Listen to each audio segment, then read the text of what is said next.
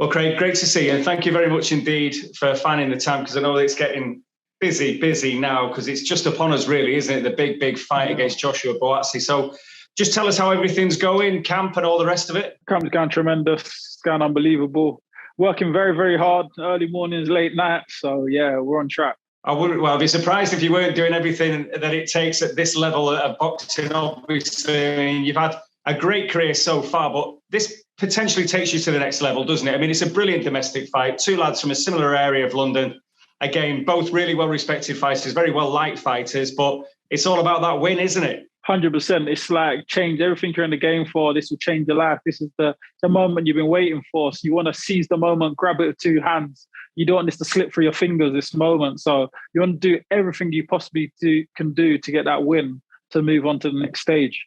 How do you kind of rate your respective careers today? I mean, we know about Josh's Olympic pedigree and all that business. And again, he went into the Matchroom stable, obviously, as an Olympian and everything that goes with that. You've come up maybe the harder way. I think it's fair to say that. Would you agree? Definitely, 100%. I've definitely come up the harder way. If you look at even prospects, or you look at anyone in my division, they've not come through the way I've came through, the wins I've come through, and the way I've had to come through them. And how many times you see me in the bookies of the underdogs, I had to cause upsets, etc., and shock the people how many times. And finally, like all that hard work and the gritty way to get to here, you don't want it all just to end now. You've done it to this point. You want to continue going. Yeah. I mean, the blips on your record, I was at ringside for the Frank Guglielmi fight. I mean, again, I think that was a fight you took last minute, more or less, wasn't it, to get the fight. And again, I think weight and everything was probably all over the place for you. And it was just one of those opportunities to fight at a big stadium fight, wasn't it? Yeah, well, I was literally 2 fights before that. I just won the Southern Area Super Middleweight title. So then to take on, and that was the longest I've only done 110 rounder at that point, to take on the British champion at the weight above on 5 days' notice, obviously was probably a big ask. But I went in there, gave it a go. And it was after that fight, I realised, look, I'm going to move up in weight. That's probably my correct weight, because I was able to do the 12 rounds without even a training camp on 5 days' notice. And I realised some of the fights at super middleweight, I felt a little bit flat, even with a training camp. So I realised that was my natural weight. So I moved up in that weight. Obviously, the first 3 fights stopped everyone within 3, and then obviously moved on to my title fight against Jake Paul, stopped him within 3 too, and we went from there. Yeah, and it's been a great run. And clearly, you're in there with Dmitry Bivol. But again, that's an opportunity that you cannot turn down anyway. And the thing is, your stock rose 1,000,000% anyway, didn't it, with that night in Manchester? Yeah, 100%. You know, I know if one of the critics thought I was going to be getting banged out within 3-4 rounds. I heard the whispers around them. But really, it was all my own fault. You could see I had more gears to go for. I could have pressed it a little bit earlier to get the win. Saying that, no discredit to him, he's a sharp shooter. I had to be switched on in there all the time, and I couldn't just press him. He wasn't just there like a heavy bag in the ring ready for me to take him out. He was setting up traps as well. So it was a lot of thinking games in there. But I come around short on 2 of the judges' scorecards. If I just pressed 1 round earlier now, I'd be sitting there as the super world champion. But it woulda, coulda, should have. We just got to learn from it, move on. Get better in the gym, and know when that opportunity comes around again that you grab it with 2 hands. Yeah, it's all part of the ride, isn't it? Let's face it. And that, again, I'm sure that gave you so much confidence, knowing that, you know, you had more in the tank against, you know, the WBA champion of the world, who's held that title for such a long time. And again, you look at what he's doing this weekend now, and who he's in against.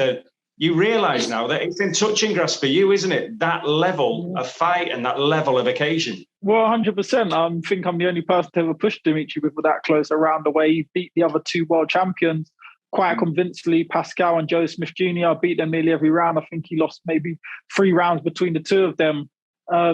So it shows the level he's at and the level that I competed at. We was neck and neck, and he's now in there with Canelo Alvarez. People are talking about who's going to win, him and Canelo Alvarez. Obviously, Alvarez being the favourite. But it kind of gives you, as you say, a landscape and shows you where you're at coming into the mix of who you could be mixing, the company you could be keeping in that ring.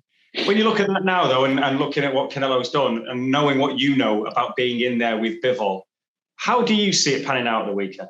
I feel like, because as I could get to Bivol later on in the rounds, I think maybe Canelo could get to him later on in the rounds. But the other thing is I've got quite good feet when I'm ready, and he's very hard to close the distance, Bivol. And I think where I was able to close the distance with him, people are now seeing the vulnerabilities from me going through could have gone through the third and fourth phases, but people are forgetting you got to go through 1, 2, and 3 phases to get to him to create the opportunities, because he moves very fast. He got very fast hands. He lets his combination goes, and he likes to keep his distance as he's setting up traps. So it just depends on how Canelo, because Canelo obviously is good at cutting the ring down, but he's obviously not the fastest moving backwards and forward. He just knows how to navigate himself around the ring to create opportunities. So if Bivol can keep him long, keep boxing with him fast hands, he'll cause Canelo problems earlier. But just, his timing, his counter punching is second to none, Canelo. So it's interesting. I'll be watching it in the morning for sure.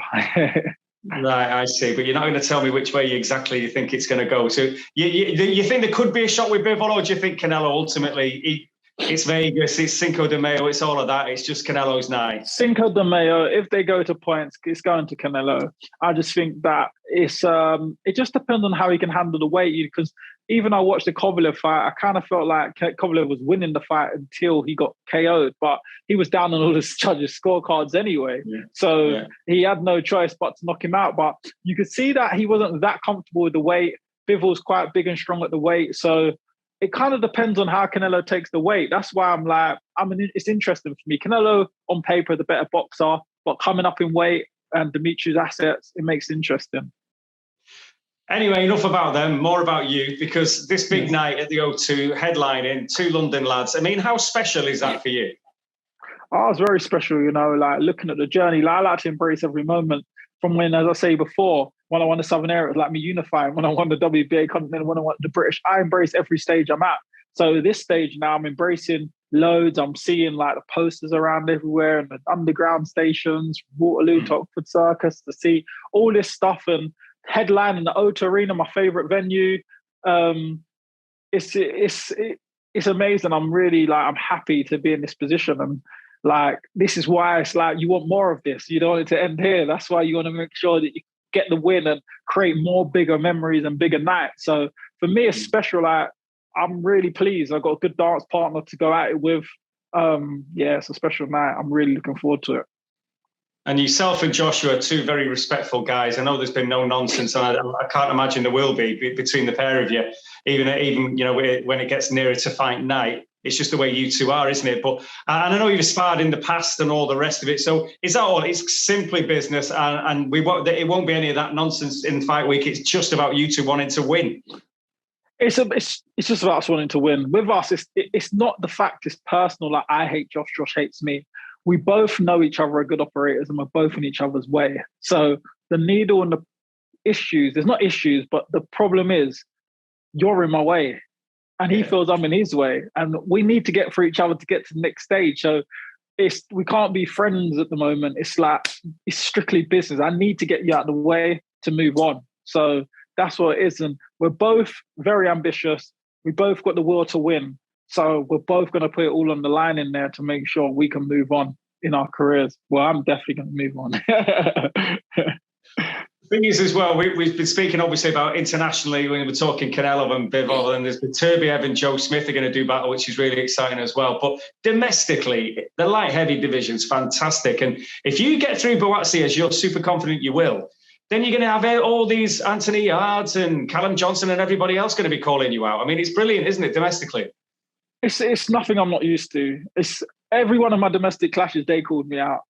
From Jake Paul to Shakan to Andre Sterling. All the domestic guys, always, for some reason, they call my name. I think because I'm an easy target, I buy it, I react, and I'll accept it. Even this fight, I said before, look, I'm done with domestic clashes. I don't want to fight no more domestic clashes now. I've had loads. I want to push on. After I've then done that interview, then I get an offer from Joshua Buatsi. I'm like, didn't I just say I didn't want no domestic clashes? All right, you know what? They say this could be the other guy who's the best in the division. This will just clear everything up. So for me, this is the last one I've got to beat before I can push on for myself. He's meant to be the top of the tree. Once I beat him, I don't need to keep going backwards. Fair enough. And I tell you what, that nice flashing cabinet behind you, that'll have another shiny belt very, very soon then, won't it? That's the plan. Yes, 100%. That's what it's about. Just keep collecting the straps. That cabinet's full now, so I need another cabinet now. Fair play to you. Listen, Craig, thank you very much for your time. Good man. All the best to you.